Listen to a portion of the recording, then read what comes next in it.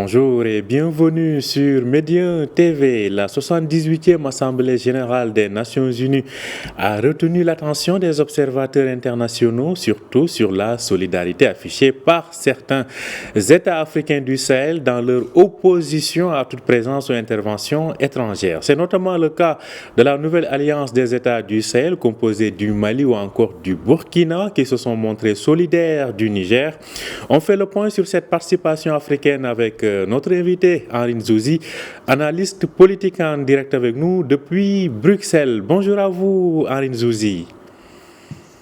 Bonjour et merci de m'accueillir sur Médien TV. Merci de l'avoir accepté. Alors vous étiez aux États-Unis, à New York, pour suivre de près ces assemblées générales des Nations Unies. Alors que retenir justement de la participation des pays africains ? Alors, avant d'aborder la participation des pays africains, il faut d'abord évoquer l'absence des quatre parmi les 5 pays membres permanents du Conseil de sécurité. On parle évidemment du Royaume-Uni, de la Russie, de la Chine et de la France qui n'ont pas été représentés par leur chef d'État ou de gouvernement. C'est une première parce que on a le sentiment effectivement que nous avons assisté à une véritable bascule, à un véritable changement d'époque qui a permis, cette absence néanmoins remarquée, a permis aux pays africains, fortement représentés, de pouvoir faire passer leur message de manière, je dirais, très déterminée, de manière, je dirais, très catégorique, et ça a permis aussi et surtout de donner une tribune pour un certain nombre de sujets qu'on a parfois tendance à oublier, puisque vous le savez, depuis presque 1 an et presque 10 mois, nous sommes tous les jours connectés sur la situation en Ukraine. Et cette fois-ci, on peut dire que les Africains ont réussi à attirer l'attention du monde. Alors, on reviendra tout à l'heure justement sur cet intérêt accordé à l'Assemblée annuelle des Nations Unies, parce que, comme vous l'avez si bien souligné, 4 des 5 présidents des membres permanents du Conseil de sécurité n'y étaient pas. On en reparlera tout à l'heure. Alors, justement, on parle des messages africains qui ont retenu l'attention, le Mali, le Burkina. Alors, que retenir de ces discours ? D'abord, montrer qu'il y a effectivement dans le continent africain des pays qui vivent une situation, je dirais similaire, et que par conséquent cela crée des points de convergence qui les rendent solidaires les uns les autres. On l'a vu que la situation au Niger a cristalliser, pour ne pas dire polariser l'attention sur d'autres pays qui avaient connu la même situation et qui n'ont pas accepté le diktat, notamment de la CEDEAO, puisqu'on le sait, depuis maintenant quelques années, on voit monter en puissance les organisations régionales ou sous-régionales dans des tentatives de médiation pour résoudre des problèmes qui se posent en termes de politique intérieure. Mais dans le même temps, il faut quand même se féliciter du fait que dans ces organisations, et plus généralement au niveau de l'Union africaine, il y a des principes qu'il faut impérativement respecter. C'est pour cette raison d'ailleurs que même au niveau de la CEDEAO et au niveau de l'Union africaine, il n'y a pas eu la moindre hésitation pour suspendre des organes décisionnels les pays qui ne respectaient pas ces principes, notamment ces principes démocratiques qui malheureusement souffrent de la malgouvernance qui parfois est la cause de coups d'État. On l'a vu dans les pays que vous avez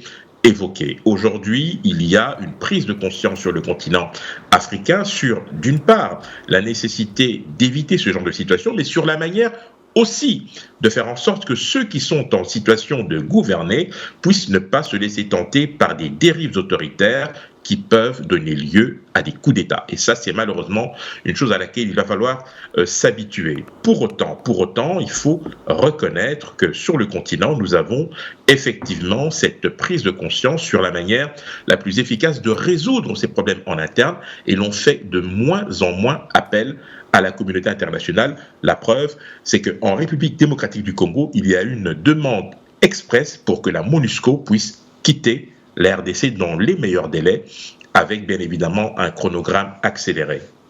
En tout cas, on notera ce discours, en tout cas souverainiste. On va y revenir, Henri Nzouzi, mais quand même, j'aimerais qu'on s'attarde sur la déclaration du ministre malien des Affaires étrangères qui dit que son pays, le Mali, ne resterait pas les bras croisés en cas d'attaque contre le Niger.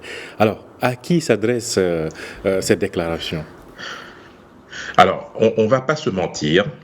Aujourd'hui, l'armée malienne n'a aucune capacité opérationnelle de se déployer au Niger, de la même manière que le Burkina. Ce sont des postures qui ont l'avantage d'attirer l'attention et de faire le buzz. Parce que si l'on reste un peu sérieux, on pourra poser la question à ces pays pour savoir comment se fait-il qu'ils n'arrivent pas à endiguer la menace islamiste dans leur pays. Alors, envisager une opération dans un pays ami alors que vous êtes vous-même confronté à un problème sécuritaire, cela ne me paraît pas très, très crédible. Mais c'est un discours qui plaît à une certaine opinion publique. Nous verrons si cela sera suivi d'effet, mais de vous à moi, je ne pense pas qu'il y aura la moindre intervention militaire au Niger. Les choses étant plantées, notamment la mise en place d'un gouvernement, la mise en place d'un certain nombre, je dirais, de structures qui vont accompagner cette période de transition, même si on ne connaît pas très bien le terme de cette transition-là. Mais je pense que le spectre d'une intervention militaire de la CEDEAO ou d'autres pays me paraît très très peu probable. J'ajoute un dernier élément qui a son importance. À partir de ce mois d'octobre, nous allons entrer sur le continent africain dans une série de cycles électoraux. Il y a plusieurs pays qui vont être confrontés à des élections et je vois très mal certains de ces dirigeants prendre le risque de participer à une telle intervention alors qu'ils doivent faire face à une opinion publique pour leur propre réélection. En tout cas, pour le Niger, je rappelle que le président français a annoncé hier donc le retrait de ses troupes d'ici la fin de l'année. Et quant à l'ambassadeur, il devrait regagner donc Paris dans les heures qui suivent. Alors, cela dit, vous l'avez évoqué, ce discours souverainiste. On a aussi été un peu marqué par le discours fait par le ministre béninois des Affaires étrangères. Donc, finalement, on s'adresse à qui et on veut quoi du côté africain ? Mais on s'adresse à la communauté internationale. On ne fait que rappeler un certain nombre de principes et surtout, il faut bien le rappeler, aujourd'hui, les pays africains ont beaucoup plus de liberté que de par le passé, pour deux raisons. Parce que nous avons depuis maintenant presque 2 ans une véritable fragmentation géopolitique et stratégique. Les pays africains qui avaient traditionnellement l'habitude de s'aligner sur les positions de leurs puissances tutélaires ou partenaires occidentaux ne le font plus. Il y a aujourd'hui une nouvelle offre géopolitique qui s'offre aux Africains, et les Africains ne se gênent pas pour se choisir eux-mêmes leurs alliés. Quand vous regardez les BRICS par exemple, et le nombre de pays africains qui ont frappé à la porte, même si finalement il n'y en a que 6, enfin il y a un seul pays africain, en l'occurrence l'Égypte, qui a pu adhérer maintenant aux côtés de l'Afrique du Sud, vous voyez très bien que les BRICS proposent une alternative intéressante pour certains pays africains. Mais cela ne doit pas non plus masquer le fait que nous sommes aujourd'hui face à 3 blocs qui se font face. Le bloc occidental, effectivement, d'un côté, le bloc des BRICS qui a l'ambition, en fait, de reconstituer d'une certaine manière le mouvement des non-alignés. Et puis, vous avez ce bloc composé d'indécis qui se cherchent encore, qui ne veulent pas insulter l'avenir et qui observent ce qui se passe de part et d'autre. Et pour les prochains mois, pour les prochaines années, je peux vous assurer qu'au niveau des pays africains, il y aura des initiatives qui seront prises. Cela commence déjà par une présence même symbolique au niveau du G20, puisque vous le savez maintenant, l'Afrique a été admise à ce titre-là. Le prochain palier qui devra être franchi, il faudrait que l'on puisse réserver un siège de membre permanent au continent africain, même si fondamentalement cela ne changera pas tellement la donne, mais au niveau de la symbolique et au niveau des conséquences, cela peut être effectivement intéressant pour le continent africain de se retrouver là où l'on parle de son avenir. Parce qu'aujourd'hui, comme hier, trop souvent, les Africains ont été les spectateurs d'un destin qui leur était prédit alors qu'ils devaient le prendre eux-mêmes en main. Alors, est-ce que vous avez ressenti malgré tout cette volonté de se défaire de la tutelle des puissances actuelles, notamment des anciennes puissances coloniales? Est-ce que ce discours-là est vraiment aujourd'hui ressorti de façon apparente durant ces 78e Assemblée générale des Nations Unies?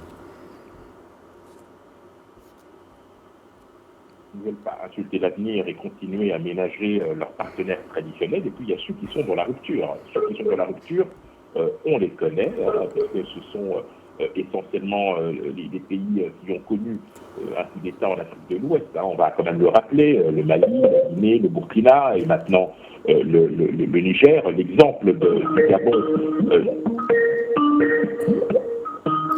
Alors, l'exemple du Gabon, c'est un exemple un peu différent, puisque c'est le seul pays africain qui a connu un coup d'État, mais qui n'a pas évoqué le cas de la France, dans ses motivations notamment. Mais il y a effectivement cette volonté de rupture, ou plutôt d'affranchissement, sans toutefois insulter l'avenir. Nous sommes dans un monde interdépendant, nous ne savons pas de quoi demain est fait, et puis surtout, lorsque vous choisissez de nouveaux alliés, vous devez vous assurer qu'ils ne sont pas animés de mauvaises intentions. Mais ça, nous ne le verrons que sur le très court terme. Alors, un autre fait, et vous l'avez évoqué dès vos premières réponses à Nzouzi, c'est le fait que on sent que les puissants du monde, on ne peut pas dire boycott, ou en tout cas n'ont pas été présents à ces 78e Assemblée générale des Nations Unies. Je pense notamment aux 4 membres du Conseil de sécurité, la Chine, la Russie, la Grande-Bretagne et la France. Alors, est-ce que l'ONU est désormais le lieu où se font les luttes de pouvoir ou d'influence au niveau du monde? Est-ce qu'on ne sent pas que les centres d'influence sont en train de se déplacer vers d'autres forums ou d'autres lieux, en tout cas, d'expression du pouvoir? Oui, absolument, incontestablement. Si je devais schématiser, je dirais qu'aujourd'hui, l'ONU ressemble au fond à une sorte d'assemblée générale des actionnaires, où on retrouve un peu tout le monde et chacun vient donner son point de vue. Mais à côté de ça, vous avez des structures ad hoc où vous retrouvez certains pays puissants qui essayent d'attirer dans leur sillage d'autres pays pour pouvoir peser davantage. Et vous savez, la diplomatie est véritablement l'instrument de l'influence de certains pays qui peuvent s'appuyer sur un certain nombre, je dirais, de principes, notamment celui de pouvoir commercer, intervenir sur d'autres théâtres d'opération, que ce soit sur le plan économique en Afrique ou sur le plan militaire, dans le cadre de la coopération militaire, ou alors organiser des événements un peu comme le sommet Chine-Afrique, Turquie-Afrique, Russie-Afrique, qui est une manière au fond de reconstituer une sorte de précaré avec des pays qui vous sont traditionnellement favorables et avec lesquels vous pouvez envisager une relation gagnant-gagnant, ce qui n'était pas du tout la vision que beaucoup d'Africains ont des relations traditionnelles entre l'Occident et l'Afrique, qui était une relation de dominant à dominer. Aujourd'hui, c'est une demande très forte pour des relations beaucoup plus mutuellement profitables et respectueuses l'une des autres. En tout cas, c'est à surveiller et à observer. Alors, vous l'avez évoqué tout à l'heure, il y a le cas notamment du Conseil de sécurité de l'ONU. Alors, à ce niveau-là, l'Afrique a réussi son entrée au G20, c'est pas mal, et vous l'avez souligné tout à l'heure. Mais pensez-vous que les perspectives d'élargissement à un siège africain, au moins au Conseil de sécurité de l'ONU, est toujours d'actualité? Oui, je vous le dis très franchement. Aujourd'hui, l'Afrique dispose d'un allié de poids qui peut influer sur son entrée en tant que membre permanent du Conseil de sécurité. Je pense aux BRICS notamment, car au sein des BRICS, vous avez 2 pays membres permanents du Conseil de sécurité, en l'occurrence la Russie et la Chine. Si ces 2 pays usent de leur influence et de leur poids au Conseil de sécurité pour que l'on puisse réformer de l'intérieur les Nations Unies, cela pourra passer.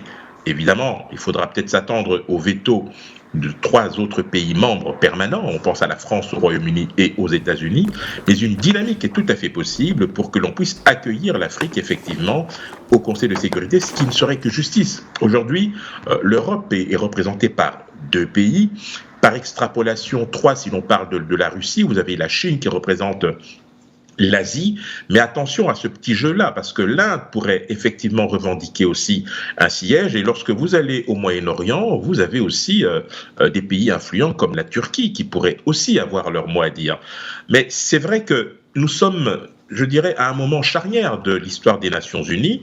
Cela fait 78 ans que l'organisation existe, et depuis sa naissance, eh bien, aucune réforme d'envergure n'a été engagée. Je pense qu'aujourd'hui, nous avons une opportunité de le faire.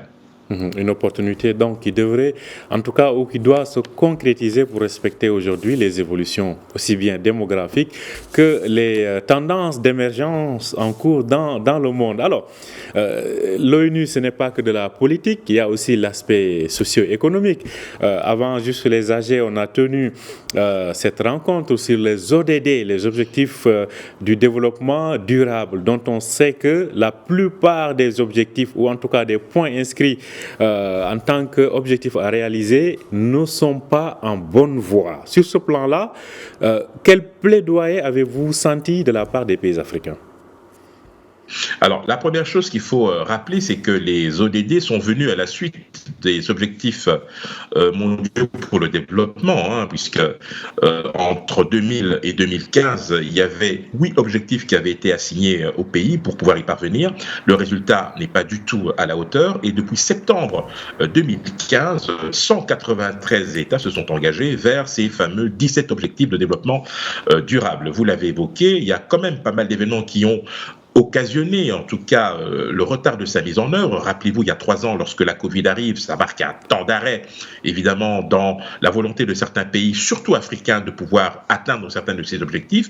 La situation en Ukraine a aggravé une situation alimentaire, notamment au niveau des céréales pour le continent africain, et vous avez d'autres conflits qui empêchent à certains pays d'évoluer, sans compter, bien évidemment, les éternels problèmes de gouvernance. Donc, ce sont des réformes structurelles qu'il faut engager en profondeur dans les pays africains. Je ne suis pas sûr que tous les pays africains soient logés à la même enseigne pour pouvoir arriver à ces objectifs. Je note simplement que pour les objectifs du millénaire pour le développement en 2015, lorsque l'on a fait le bilan sur le continent africain, à peine 7 pays avaient réussi à atteindre la moitié des objectifs.